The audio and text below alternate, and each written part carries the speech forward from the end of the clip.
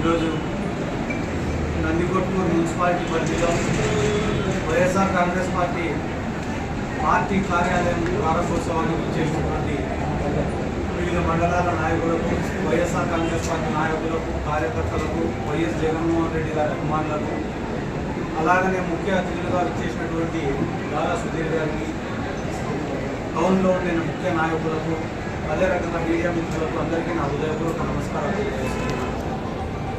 దాదాపుగా మేము ఎన్నికల క్యాంపెయినింగ్ స్టార్ట్ చేసి ఇప్పటికీ ఒక 2 నెలలు అవుతుంది.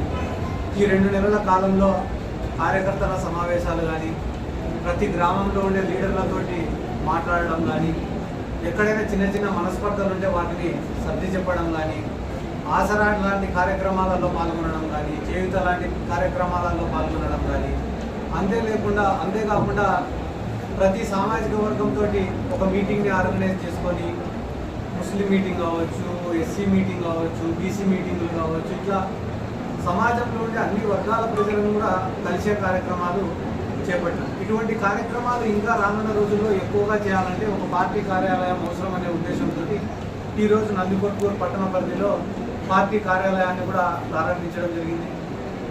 ఒక ముఖ్యమైన విషయం ఏమంటే, దారా సుధీర్ గారు అభ్యర్థిత్వాన్ని జగన్మోహన్ రెడ్డి గారు ప్రకటించిన నాటి నుండి ఈ రోజు వరకు దాదాపుగా ఒక 30-40 గ్రామాలను తిరగడం జరిగింది. ఈ నందికొట్కూరు మున్సిపాలిటీ పరిధిలో ఒక 15 నుండి 20 వార్డులను కవర్ చేయడం జరిగింది. దాదాపుగా నందికొట్కూరు నియోజకవర్గ ప్రజలతో మమేకమవుతూ, నిత్యం ప్రజల్లో ఉంటూ, వాళ్ళ సమస్యలు తెలుసుకుంటూ, స్థానిక సమస్యలు తెలుసుకుంటూ, ఒక అవగాహన తెచ్చుకుంటూ, చాలా యాక్టివ్గా పనిచేసుకుంటూ ముందుకు పోతూ, అంతేకాకుండా ఈ 2 నెలల్లోనే ఇక్కడ ఉన్న ప్రజల్లో కానీ, కార్యకర్తల్లో కానీ ఒక భరోసానిస్తూ, ఈ నాయకుడి దగ్గరికి మేము పోగలుగుతున్నాము, ఇతన్ని అప్రోచ్ కాగలుగుతున్నాము, ఆయన పలకరింపు బాగుంది, మన సమస్యలు వింటున్నాడు అని ఒక మంచి పేరును కూడా ఆయనని ఇప్పటికే సంపాదించుకోవడం కూడా జరిగింది.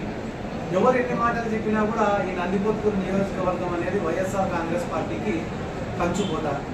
జగన్మోహన్ రెడ్డి గారికి ఇప్పటికి వైఎస్ఆర్ కాంగ్రెస్ పార్టీ పెట్టినప్పటి నుంచి ఇది జరుగుతున్నటువంటి 3వ ఎన్నిక.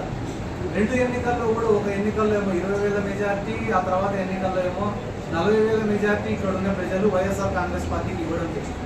రానున్న ఎన్నికల్లో అంతకన్నా ఎక్కువ మెజార్టీతోనే వైఎస్ఆర్ కాంగ్రెస్ పార్టీ గెలుస్తుందనడంలో ఎటువంటి సందేహం కూడా లేదు. దానికి ముఖ్యమైన కారణం ఏమంటే, ఒకటి జగన్మోహన్ రెడ్డి గారు చేసినటువంటి మంచి పనులు, ఒకటి ఇక్కడ ఉన్నటువంటి నిజాయితీ గల కార్యకర్తలు, 3వ ముఖ్యమైన విషయం ఏమిరా అంటే అందుబాటులో లేనటువంటి తెలుగుదేశం పార్టీ నాయకులు. ఎందుకంటే వాళ్ళకే డిఫరెన్సెస్ స్టేట్లో ఏ రకంగా క్రియేట్ అయినాయో మీరు అందరూ కూడా చూస్తూనే ఉన్నారు. రాష్ట్ర వ్యాప్తంగా బీజేపీ, జనసేన, టీడీపీ వాళ్ళు కొట్టుకుంటున్నారు. నందికొట్కూరు నియోజకవర్గానికి వచ్చేటప్పటికే ఇక్కడికే 4-5 గ్రూపులే టికెట్ మాకని చెప్పి కొట్టుకోవడం మొదలుపెట్టారు. ఎప్పటి నుంచో మేమే ఉంటాం, మాకే కావాలని ఒకరు, మాది తూకం ఎక్కువ ఉంది, మా కాడ ఎక్కువ సంచులు ఉన్నాయని చెప్పి మరొకరు. నందికొట్కూరులో ఇట్లా కొట్టుకుంటా తెలుగుదేశం పార్టీని ఇప్పటికే దాదాపుగా కనుమరుగు చేసే పరిస్థితికి తీసుకొని వచ్చినారు. ఎందుకు నేను ఈ మాట చెప్తున్నానంటే, ఈరోజు వేలంపాట వేస్తున్నారు. అక్కడ వేలంపాట అనే పదానికి మీకు అందరికీ అర్థం తెలుసు.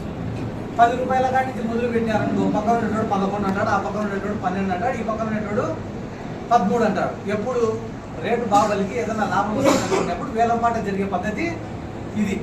కానీ తెలుగుదేశం పార్టీలో వేలంపాట ఎట్లా జరుగుతుంది అంటే, రేపు 50 కోట్లు ఇస్తే వాడికి టికెట్ ఇచ్చేస్తామంట, ఎవరు రావడం లేదు ముందు, వెంటనే దానికి కొంచెం తగ్గియంటారా 30కి అంట, మళ్ళీ 30కి పెట్టినే 30 ఎవరు ఇస్తే వాళ్ళకి ఇచ్చేస్తాం టికెట్ అంటే, మళ్ళీ దానికి కూడా ఎవరు ముందుకు వచ్చే పరిస్థితి లేదు.